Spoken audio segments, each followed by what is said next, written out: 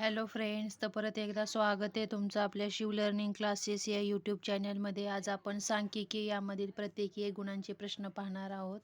मागचा व्हिडिओ पूर्ण totally cover झालेला आहे. आता सांख्यिकीवर आपण एक गुणांचे प्रश्न स्टार्ट करत आहोत आजपासून.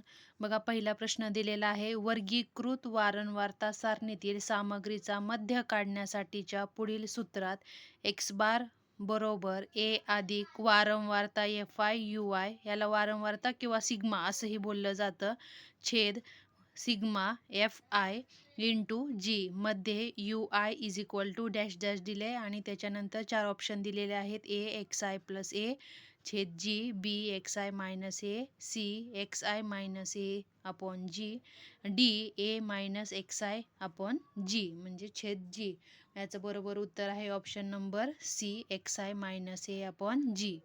Question number 2. वर्गीकृत वारंवारता सारणीतील संचित वारंवारतेचा उपयोग डॅश डॅश काढण्यासाठी होतो.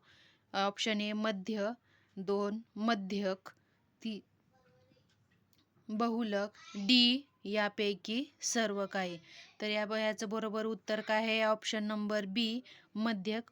प्रश्नपत्रिका जेव्हा आपण सॉल्व करतो तेव्हा प्रश्नाचा नंबर आणि ऑप्शन नंबर बी म्हणजे जे काही उत्तर असेल ते टाकायचं आणि नेक्स्ट क्वेश्चन सॉल्व करायचं. त्यानंतर बघा, प्रश्न क्रमांक 3. विविध रक्तगटांच्या व्यक्तीने, कारण का सांगितलं, कारण बरेचसे विद्यार्थी प्रश्न पण लिहित बसतात प्रश्नपत्रिकेमध्ये. तसं न करता क्वेश्चन नंबर टाकायचा, बाण करायचा उत्तराचा आणि तो ऑप्शन लिहायचा म्हणजे आपला टाईम वाचतो.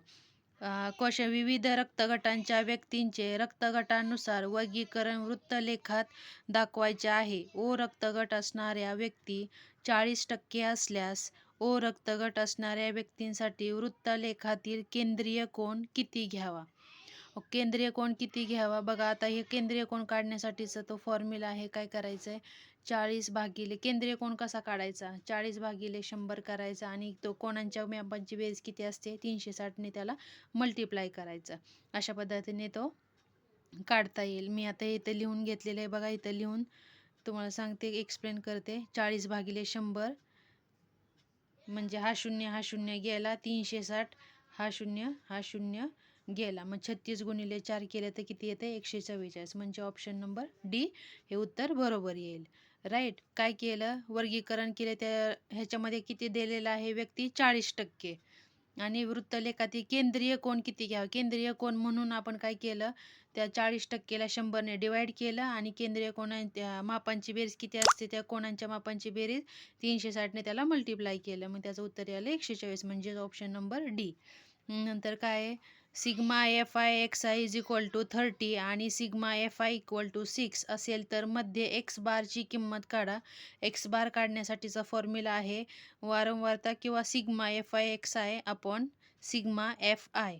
मग आता काय दिलेलं आहे? एफ आय एक्स आय 30 दिलेला आहे, एफ आय किती दिलेला आहे? 6 आणि मग 6 भागिले 6 1 जा 6, 6 5 जा 30 म्हणजे 5. ऑप्शन नंबर बी हा उत्तर बरोबर असणार आहे. प्रश्नपत्रिकेत फक्त क्वेश्चन नंबर आणि त्याचं उत्तर असणार आहे. राईट. प्रश्न लिहित बसायचं नाही कोणी, त्यात खूप वेळ जातो. तर आपला व्हिडिओ आपण इथेच आज स्टॉप करूयात. एक गुणांसाठीचे महत्त्वाचे प्रश्न दिलेले आहेत सगळे मी. आणखी नेक्स्ट लेक्चरमध्ये आपण आणखी एक गुणांसाठीचे प्रश्न पाहूयात, कारण व्हिडिओ हा खूप मोठा होतो म्हणून मी आज इथे स्टॉप करते.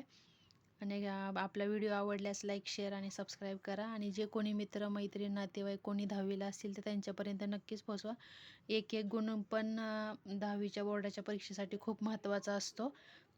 त्यामुळे त्याचा नक्कीच उपयोग करून घ्या प्रश्नांचा. मे बी त्या परीक्षेत त्यांना उपयोगी येतील नक्कीच. थँक्यू.